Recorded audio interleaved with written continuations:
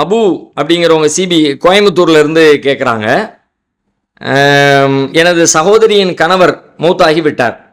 என் சகோதரியும் அவர் பிள்ளையும் என்னுடன் தான் இருக்கிறார்கள்.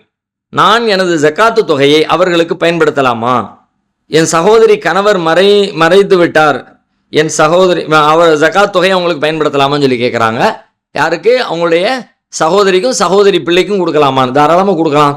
அவங்க சகோதரி என்பதற்காக அல்ல, அல்லாஹ் சொல்லுகிற அந்த பட்டியல் அவங்களும் இருக்கிறாங்கன்றதுக்காக. அல்லாஹ் அந்த 8 பேருடைய பட்டியல் சொல்கிறான்ல, தேவையுடையவர்கள், ஃபக்கீர், ஏழையாக இருக்கிறாங்க, மிஸ்கீனாக இருக்கிறாங்க, அவங்களுக்கு நீங்கள் கொடுங்கங்கிறான்ல.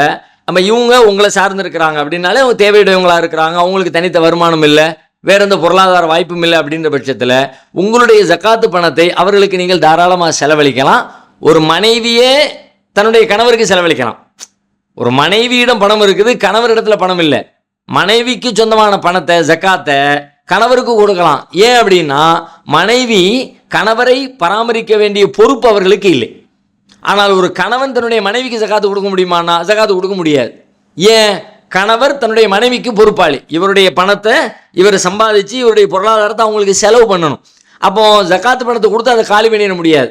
யாருக்கெல்லாம் இவர் பொறுப்பாளியாக இருக்கிறாரோ அவங்களுக்கு இவர் ஜக்காத்து கொடுக்க முடியாது. தாய் தந்தைக்கு இவர் பொறுப்பாளி, அவங்களுக்கு இவர் செலவு பண்ணணும். பிள்ளைங்களுக்கு இவர் பொறுப்பாளி, அவங்களுக்கு இவர் செலவு பண்ணணும். மனைவிக்கு இவர் பொறுப்பாளி, அவங்களுக்கு இவர் செலவு பண்ணணும். யார் இவருடைய பொறுப்பின் கீழ் வருகிறார்களோ அவங்களுக்கு ஜக்காத்து தொகையை கொடுக்க முடியாது. யார் பொறுப்பின் கீழ் வரலையோ அவங்க அந்த 8 பிரிவினரில் ஒருத்தராக இருந்தாங்கன்னா தாராளமாக அவங்களுக்கு செலவிடலாம். சகோதர சகோதரிகள் நம்முடைய பொறுப்பின் கீழ் நாம தான் அவங்களை கட்டாயம் பராமரிக்கணுங்கிற அந்த பட்டியலின் கீழ் வரமாட்டார்கள். அதனால் நம்ம ஜக்காத்தை கொடுக்கறது ஒன்றும் தவறாக ஆகாது.